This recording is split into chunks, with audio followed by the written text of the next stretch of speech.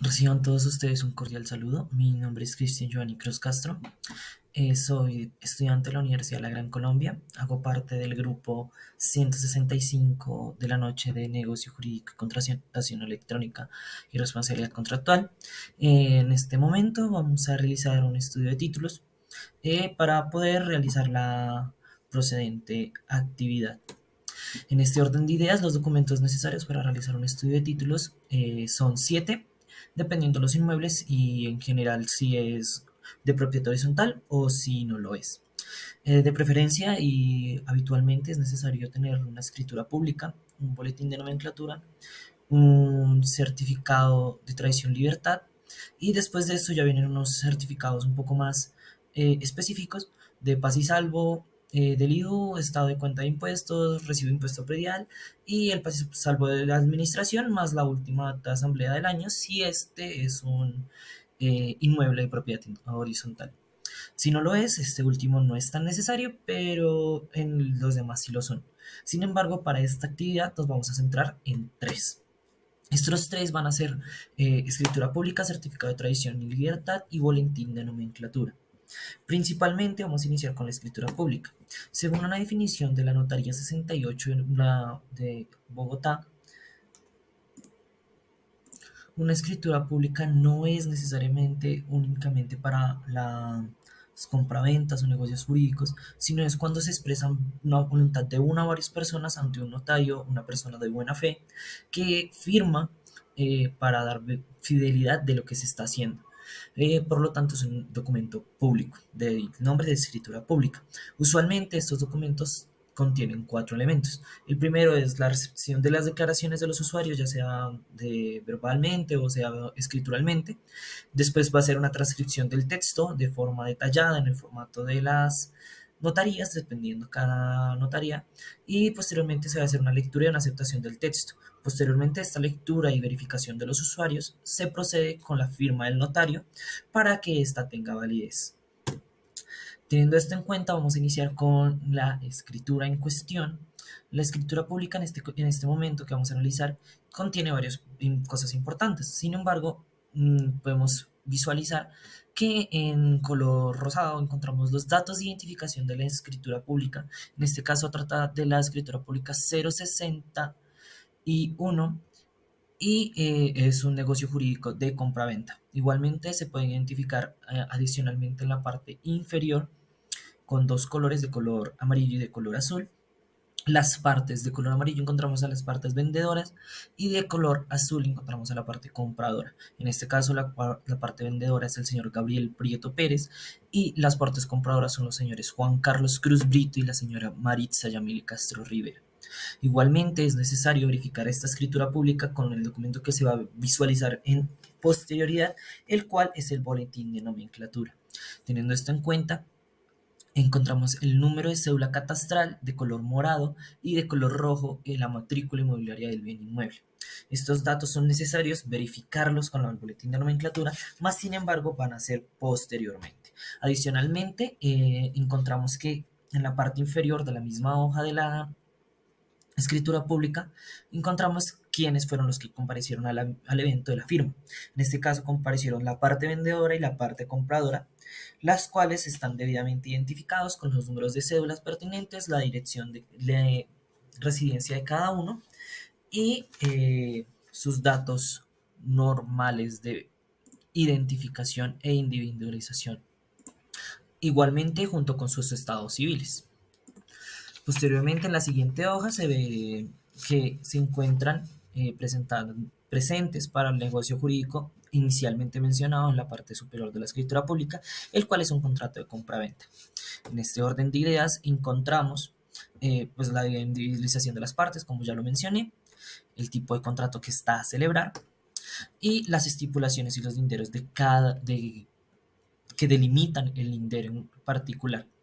Hay una salvedad en el cual en las estipulaciones, en la cláusula primera, se establece el objeto del contrato, el cual se declara que las dos partes están de acuerdo, en común acuerdo, que se va a realizar una compraventa, teniendo en cuenta que, vale la redundancia, se está haciendo un contrato de compraventa, no voy a dar espacio para citar lo que dice la norma respecto a qué es una compraventa.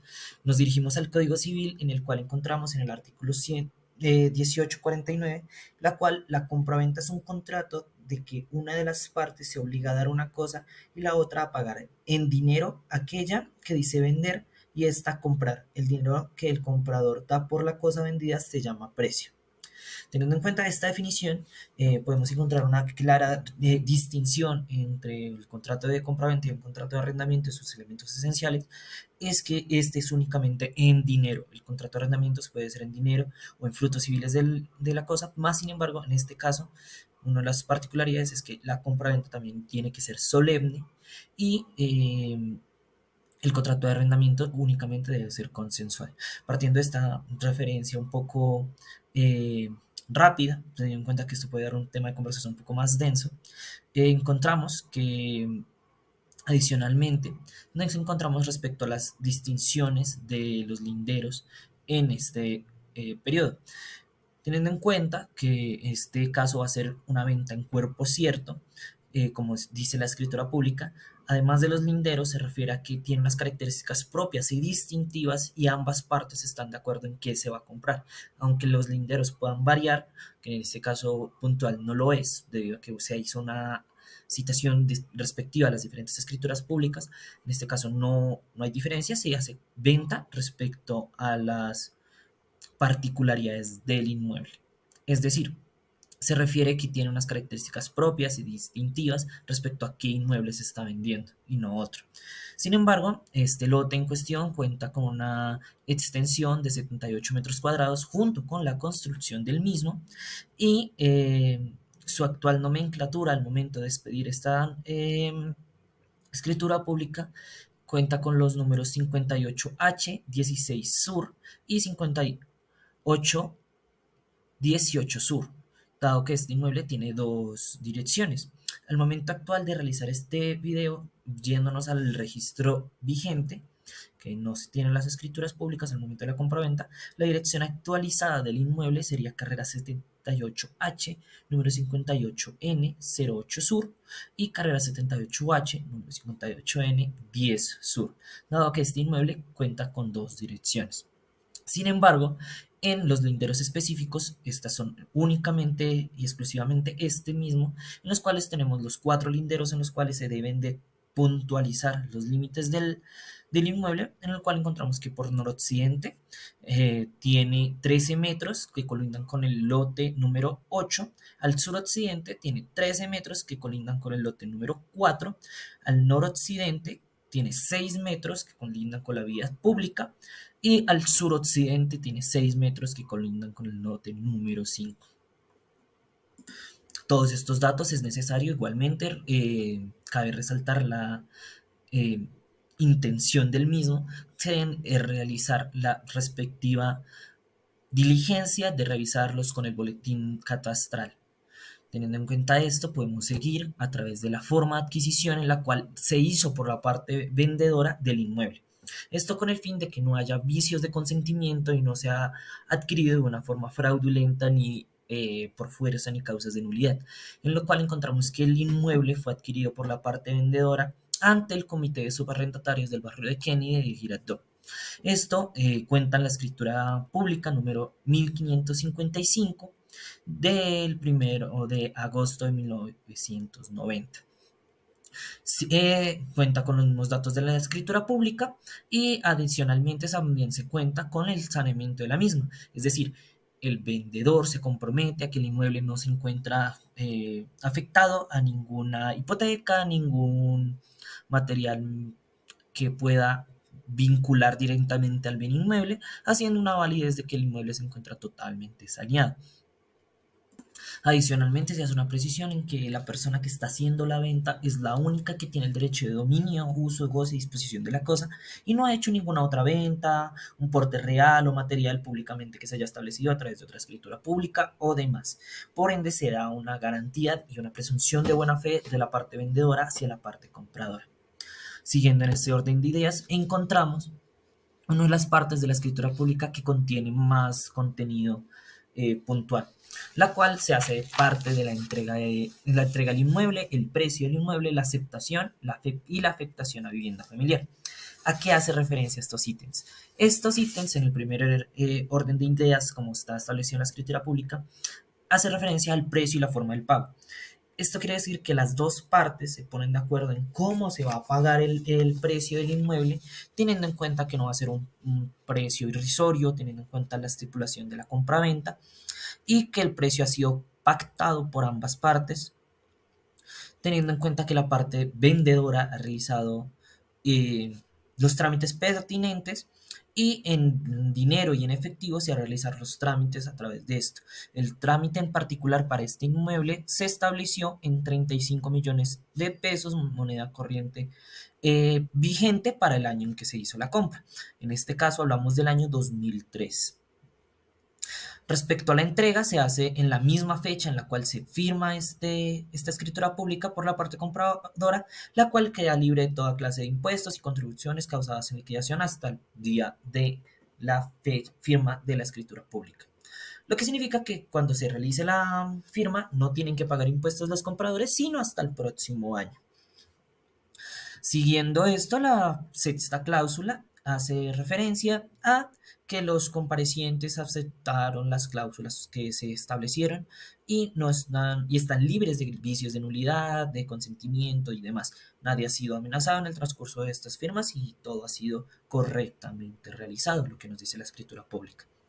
En este orden de ideas podemos encontrar una cápite muy importante, el cual hace referencia a la escritura pública y es la afectación a vivienda familiar. En este apartado se hace referencia a que ni la parte compradora ni la parte vendedora tiene el inmueble afectado a vivienda familiar. Sin embargo, hay que hacer una pequeña salvedad respecto a esto. Según la notaría número 21 de Bogotá, la afectación a vivienda familiar es una figura ideada para la protección jurídica del inmueble destinado a la habitación de la familia. Sin embargo, hay que hacer una claridad en la que la afectación de vivienda familiar y el patrimonio de familia son diferentes.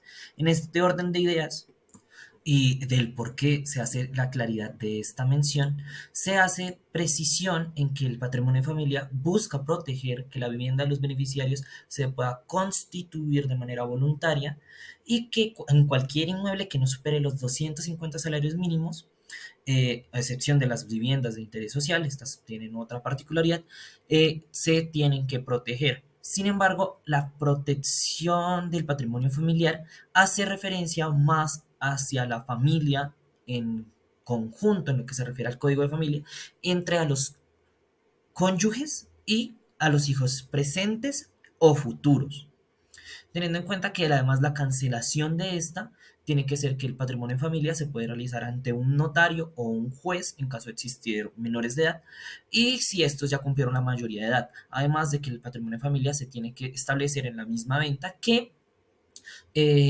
la forma y el dinero que se va a hacer con la venta de esta va a ser para comprar una vivienda con virtud de garantizar los derechos del infante.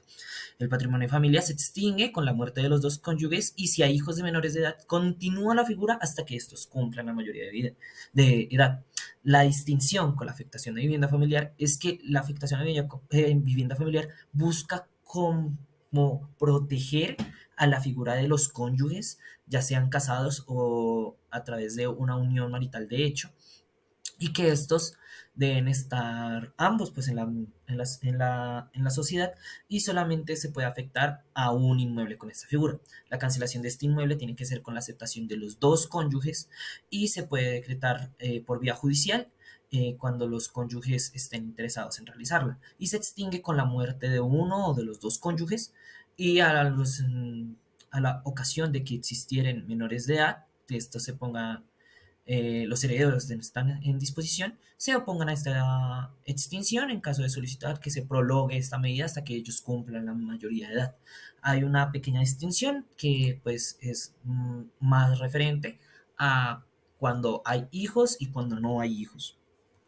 Sin embargo, en este caso de la venta de este bien inmueble, no se estableció ni patrimonio de familia ni afectación a vivienda familiar.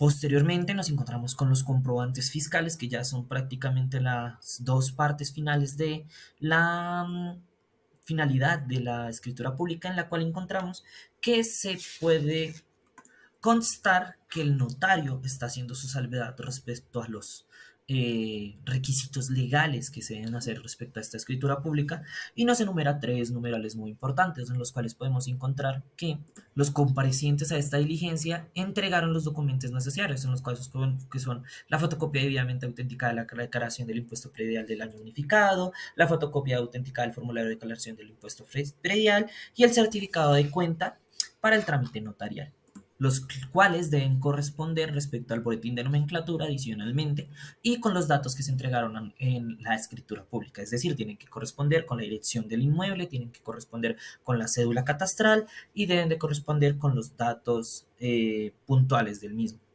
Además, se hace una referencia en el apartado número A, en el cual avalúo para el inmueble está en 34.756 mil millones de pesos, de moneda corriente del periodo de tiempo en el cual se estaba realizando, y la venta del inmueble fue en 35 millones, por lo cual podemos encontrar que en este caso no hay afectaciones de ningún tipo de lesión enorme en la venta. Adicionalmente, podemos pasar a las constancias notariales. Esto quiere decir a la firma de las comparecientes, a la firma del comprador y el vendedor, adicionalmente con la firma del notario. Adicionalmente, como este es un documento que genera algunos impuestos, se hace la salvedad de que tienen que pagar los impuestos de timbre y adicionalmente cuántos son los derechos notariales que deben de pagar los comparecientes a esta diligencia. De esta forma se puede dar como técnicamente finalizada la lectura de la escritura pública, más sin embargo, en este momento es donde toca tener un poco más de diligencia, debido a que toca verificar los datos del boletín de nomenclatura junto con los datos de la escritura pública. Es decir, nos toca buscar en la escritura pública que todos los datos del boletín catastral sean correspondientes en este periodo. Es decir, es necesario verificar paso a paso que el número de identificación de la cédula catastral esté correspondiente con el número de identificación que aparece en la escritura pública y comparar los datos. En este caso, el boletín de nomenclatura es un documento en el cual lo emite la oficina de catastro, en los cuales podemos encontrar datos de bastante relevancia. En esta ocasión vemos resaltados de color azul el predio en la nomenclatura oficial en el cual se encuentra registrado en la oficina de catastro, el cual, si podemos visualizar posteriormente con el certificado de tradición, es necesario solicitar una actualización respecto a la dirección oficial, dado que en el certificado de tradición, que posteriormente vamos a analizar, no se encuentra la dirección. Entonces, encontramos de color azul el número de nomenclatura oficial para el predio. Un poco más abajo encontramos la identificación de la cédula catastral del inmueble y adicionalmente los usos en los cuales se usa el inmueble. En este caso es un uso habitacional de menor o igual a 3 pisos. Igualmente en la parte derecha, un poco más abajo de donde se encuentra el actual propietario, esto fue emitido antes de la compraventa, encontramos el número de matrícula inmobiliaria, el cual se encuentra registrado con un 050-430 y 601. Es necesario hacer una precisión y es que este número se tiene que corresponder con la escritura pública y el certificado de tradición y libertad. Vamos a hacer unas pocas precisiones más en el certificado de tradición y libertad respecto a este boletín de nomenclatura. Sin embargo, podemos proseguir con el certificado de tradición y libertad. En este también es necesario buscar algunos datos muy puntuales. Sin embargo, es necesario también hacer una pequeña salvedad respecto a qué es un certificado de tradición y libertad. Entonces, ¿qué es un certificado de tradición y libertad? El certificado de tradición y libertad es aquel hoja de vida, por así llamarlo, de un inmueble. Es decir, contiene toda la información desde su nacimiento del inmueble hasta la finalización o hasta el último registro del mismo. Se puede ser como los pasos en los cuales ha vivido y todas las tradiciones que ha tenido el bien inmueble, y necesariamente también hacer una claridad respecto a que este documento lo emite la Superintendencia de Notariado y Registro en Colombia. En este caso en particular podemos encontrar que el número de matrícula inmobiliaria es 50S-4553601, el cual corresponde con lo que vimos en el boletín de nomenclatura anteriormente, más sin embargo tenemos que hacer una claridad respecto a la S que aparece en el número de matrícula. Los inmuebles por particularidad tienen una letra en el cual los ubica geográficamente respecto a los demás.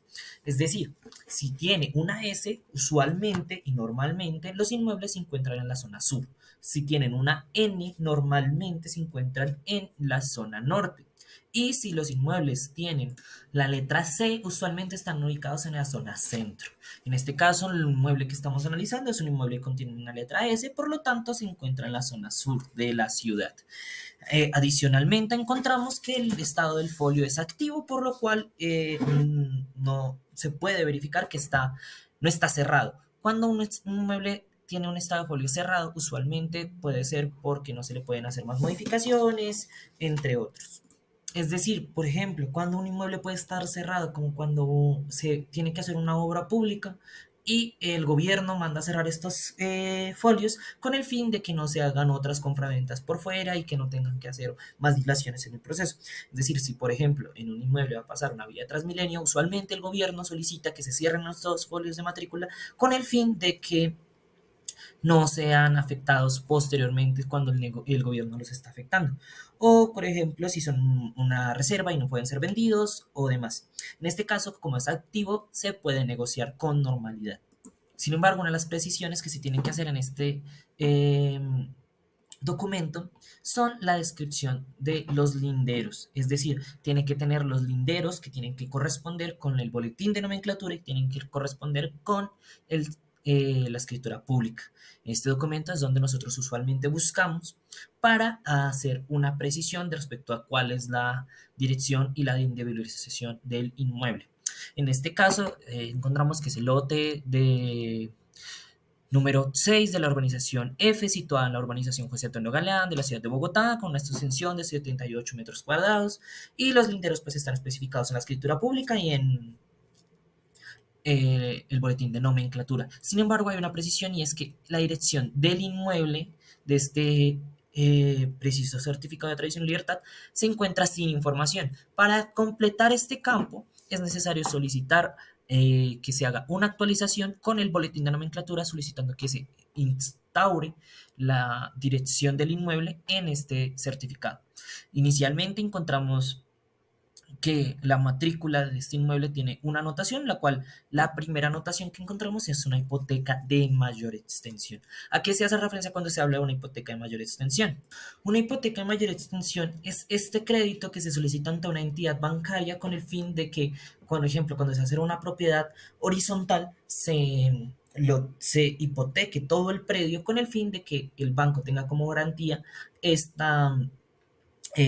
gravamen y no sobre el individual del predio privado del apartamento, sino como el lote en general. En este caso, este inmueble no está afectado a vivienda de propiedad horizontal, sino que eran múltiples lotes, los cuales fueron desglobados y en los cuales cada lote después, con posterioridad, fue vendido individualmente. Sin embargo, la primera anotación que encontramos, que tiene las características individuales de anotación número 1, con la fecha en la cual fue realizada y en cual fue eh, radicada la misma, y en qué escritura pública fue. Es decir, si nosotros vamos a la escritura pública 1871 de la Notaría 21 de Bogotá, vamos a encontrar una hipoteca de mayor extensión. Y en particular es necesario hacer una precisión en que los certificados de tradición y libertad usualmente tienen el símbolo de una X respecto a qué persona es la que cae el derecho. En este caso es de Inmuebles y Finanzas Limitada, ante el actor de Pinillos Porta Álvaro. Sin embargo, en este certificado de tradición y libertad encontramos una particularidad. Usualmente, las afectaciones y las anotaciones tienen que ir en orden y con los gravámenes particulares. Entonces, si hay una afectación entre las inmuebles limitadas, a posterior tienen que encontrarse la cancelación de la hipoteca o la compraventa en la cual Pinillos Porta Álvaro fue vendido el lote o qué gravamen fue particularmente. Encontramos que en la anotación número 2 no se encuentran los autores de la primera, por lo tanto es necesario en esta ocasión solicitar a la Oficina de Instrumentos Públicos una complementación a 20 años solicitando los documentos especiales de que tengan vinculación con este inmueble con el fin de encontrar cuáles actuaciones fueron eh, interpuestas entre este inmueble. Sin embargo, encontramos que en la anotación número 2 hay una compraventa entre el Instituto de Crédito Territorial, que es un agente especial superbancario, ante el señor Prieto Pérez Gabriel.